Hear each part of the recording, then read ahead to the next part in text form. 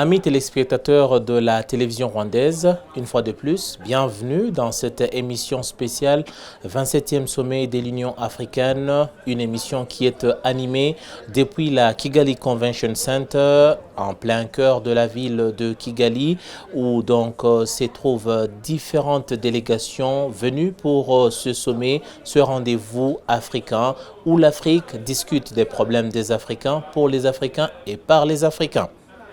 À la présentation de cette émission, je suis Eddy Sabiti et pour cette émission spéciale, j'accueille M.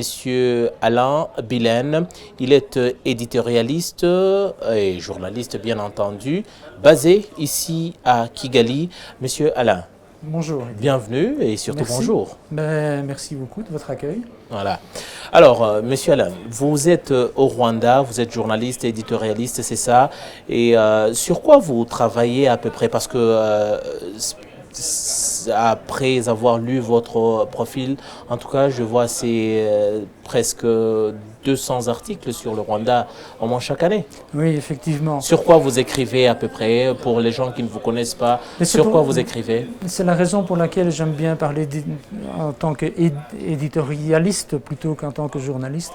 Parce qu'en fait, tout ça est arrivé par le fait que lorsque je suis remonté sur l'Europe, après avoir découvert votre pays, j'ai vu un énorme décalage entre la réalité que l'on vit quand on est sur place et ce que les gens ont en tête, donc l'image qui est véhiculée là-bas au Rwanda. Et ça m'a fait tellement mal et je ne pouvais pas comprendre qu'on puisse avoir un décalage aussi grand. Donc arrivé ici, c'est quand je suis venu m'installer définitivement ici en mois d'avril 2014, j'ai parlé à tout le monde en disant mais c'est pas normal, il faut faire quelque chose, c'est anormal que l'image soit tellement différente de la réalité. Alors, qu'est-ce qui vous a motivé, disons? Quel a été le déclic, justement, d'avoir cette initiative d'écrire sur le Rwanda dans différents domaines? Qu'est-ce qui vous a motivé en particulier? Un coup de cœur.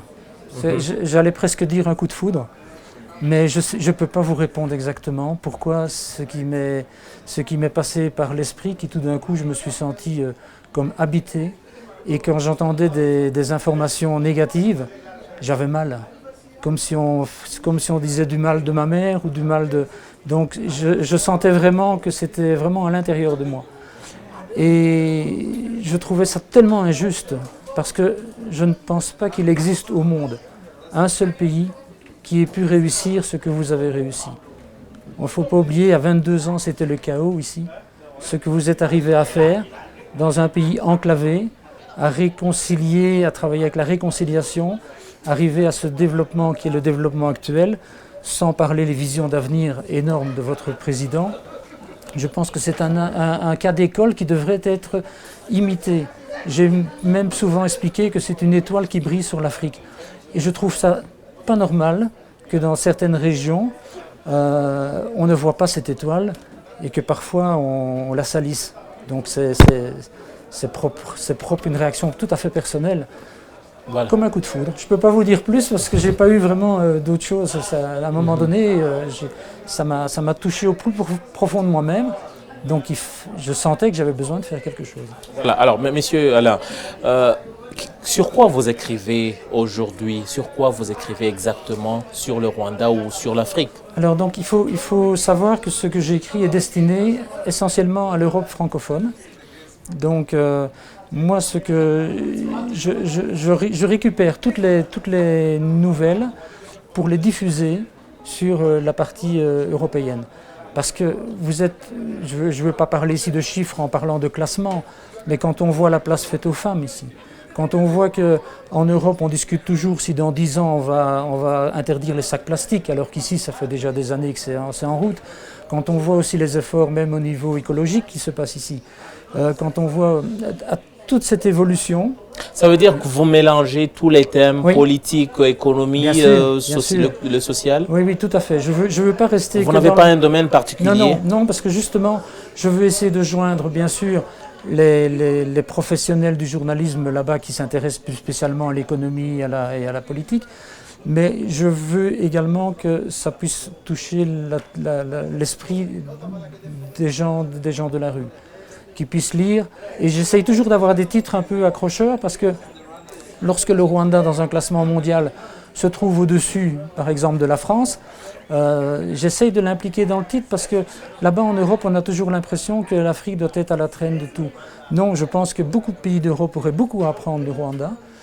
Et dans beaucoup de domaines, on est quand même, vous voyez, je dis on en parlant du Rwanda, dans beaucoup de domaines, nous sommes vraiment bien catalogués, bien classés, ne fût-ce que par la Banque mondiale ou par différents rapports. Et je pense qu'il faut le faire savoir, il faut absolument le faire savoir. Voilà.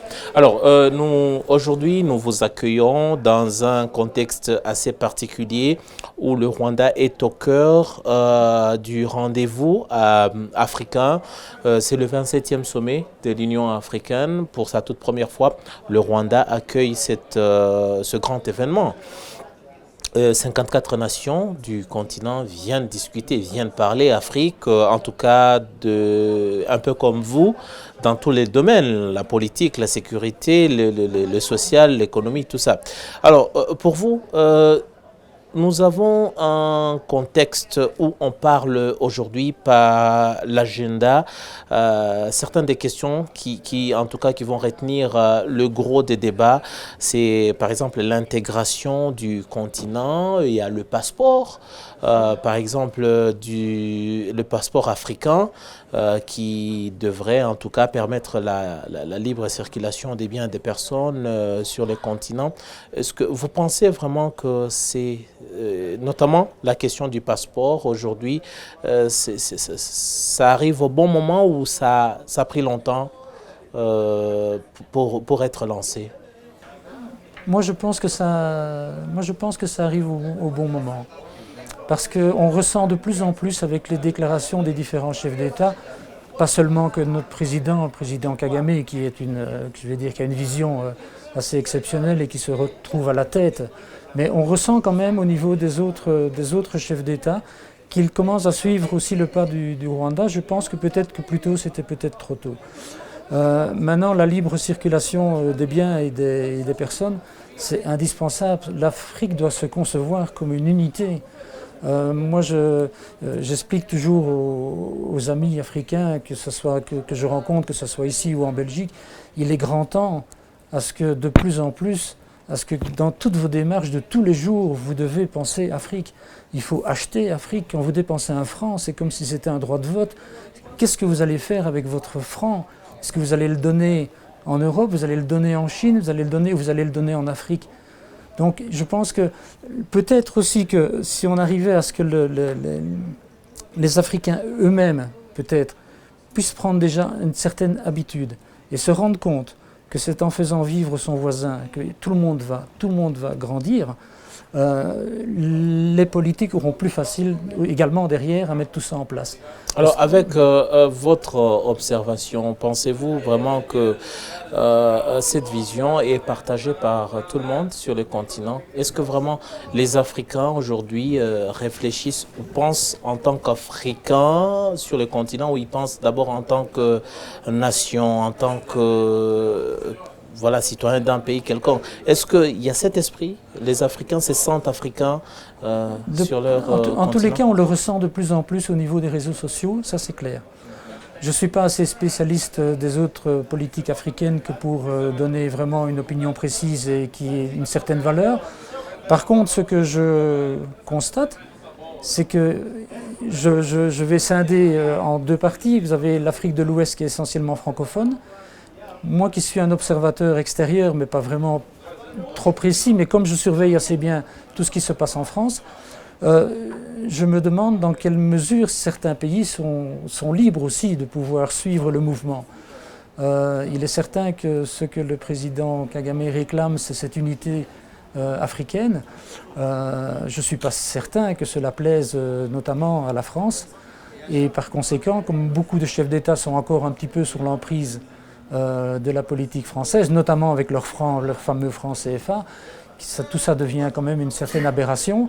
Et pourquoi est-ce qu'ils n'arrivent pas à sortir de ce schéma-là? Peut-être parce qu'ils ne peuvent pas, ils n'ont peut-être pas l'aval, ils n'ont peut-être pas un certain sésame de la part de Paris pour pouvoir le faire. Donc là, on est vraiment dans le domaine politique.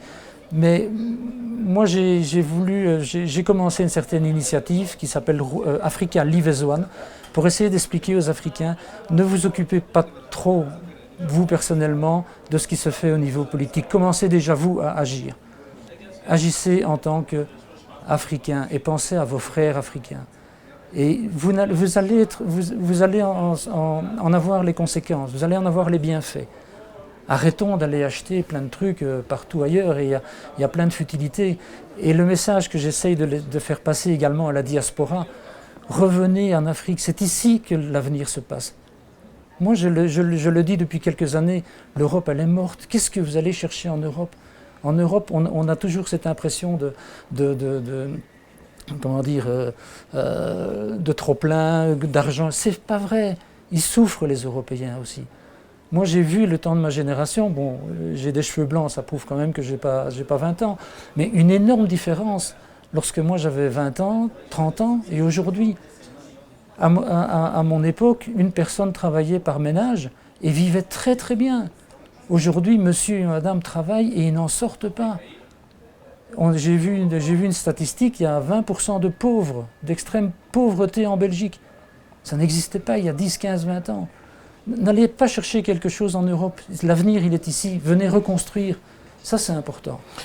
Justement, ça m'amène aussi à vous poser la question de savoir, aujourd'hui, l'Afrique se recherche encore en matière d'autofinancement de ses projets, parce que nous savons bien que certains projets, en tout cas initiés par l'Union africaine, sont en partie financés par d'autres partenaires, notamment l'Union européenne.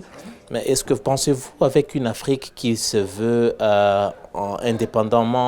financièrement indépendante, est-ce que c'est chose faisable? Ce n'est pas, ce n'est pas un rêve. Justement, c'est faisable aujourd'hui. On est aujourd'hui au Rwanda.